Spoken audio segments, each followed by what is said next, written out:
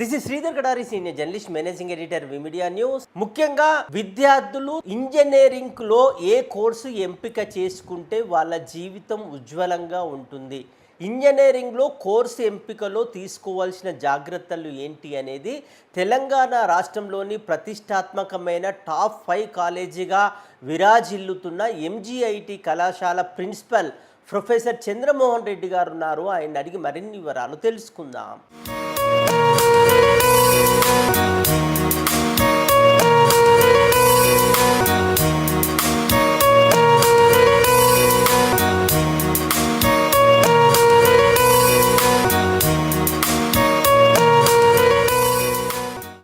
ఈ సందర్భంగా నేను ప్రతి విద్యార్థికి ఒక విషయం చెప్పాలనుకుంటున్నాను. మీరేం కావాలనుకుంటున్నారో అదొక కలగనండి.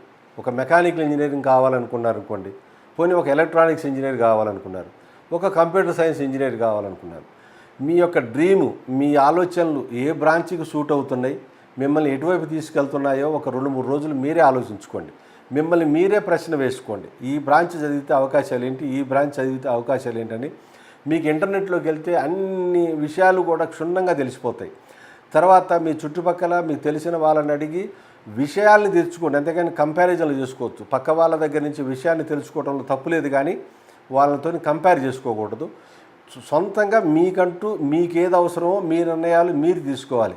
మీ ఇంట్లో మీరు మీ తల్లిదండ్రులు కలిసి కూర్చొని, నేను ఈ బ్రాంచ్ చదివితే ఈ విధంగా రాణించాలనుకుంటున్నాను, ఈ బ్రాంచ్కి దీనికి సంబంధించిన వసతులు పలానా కాలేజీలో ఉన్నవి, ఆ ఈకో సిస్టమ్ ఎక్కడుంది, ఆ కాలేజీలో ఉన్న పూర్వ విద్యార్థులు ఏం చేస్తున్నారు అనేది కూడా తెలుసుకోవాలి మీరు. సో దాన్ని బట్టి మీరు బ్రాంచ్ను కాలేజీని సెలెక్ట్ చేసుకోవాలి. ఎక్కడైతే ఈకో సిస్టమ్ అంటే ఒక చదువుకునే వాతావరణం, అంటే చదువులకు పెద్దపీట వేసే సరస్వతి తల్లి ఎక్కడుందనేది వెతుక్కొని ఆ కాలేజీకి వెళ్ళి చదువుకోవాలి మీరందరూ కూడా. ఇక్కడ ఏంటంటే మీరు మెకానికల్ ఇంజనీరింగ్ కానివ్వండి, ఎలక్ట్రికల్, ఎలక్ట్రానిక్స్, ఇదంతా కూడా ఫిజికల్ వరల్డ్. సివిల్ ఇంజనీరింగ్ కానివ్వండి, ఫిజికల్ వరల్డ్తోని మనకు ప్రపంచంలో కనిపించే పదార్థాలతోని మనకి ఇంటరాక్షన్ ఉంటుంది. అదే మీరు కంప్యూటర్ సైన్స్ అంటే చాలా మేధాశక్తితో కూడుకుంది. కంప్యూటర్ సైన్స్ కానీ, ఏఎంఎల్ కానీ, ఇవన్నీ కూడా మేధాశక్తికి సంబంధించినవి. అందువల్ల మీ ఇంటెలిజెన్స్ లెవెల్స్ ఎలా ఉన్నవి, మీ ఇంటెలిజెన్స్ లెవెల్ దేనికి సూటబుల్ అవుతాయి అంటే, ఇప్పుడు మనకి బ్రెయిన్లో కూడా లెఫ్ట్ పార్ట్ వచ్చేసి లాజికల్ పార్ట్, రైట్ పార్ట్ వచ్చేసేసి క్రియేటివ్ పార్ట్. సో ఇట్లా మీకు స్వతహాగా ఒక ఇండివిజువల్గా మీరు ఎక్కడ సూటబుల్ అవుతున్నారు, దేన్ని బాగా అనుకరించగలుగుతున్నారు, ఏది బాగా చేయగలమని అనుకుంటున్నారు ఆలోచించుకొని ఆ రకంగా మీరు బ్రాంచ్ని సెలెక్ట్ చేసుకోవాలి. తర్వాత కోర్ ఇంజనీరింగ్ చేసినా కానీ కోర్ ఇంజనీరింగ్లో ఏఐ అప్లికేషన్స్ ఇవాళ రేపు ఏంటంటే, కోర్ ఇంజనీరింగ్ అంటే పాత రోజుల్లాగా ఓన్లీ ట్రెడిషనల్ మెథడ్స్ చదివితే సరిపోదు.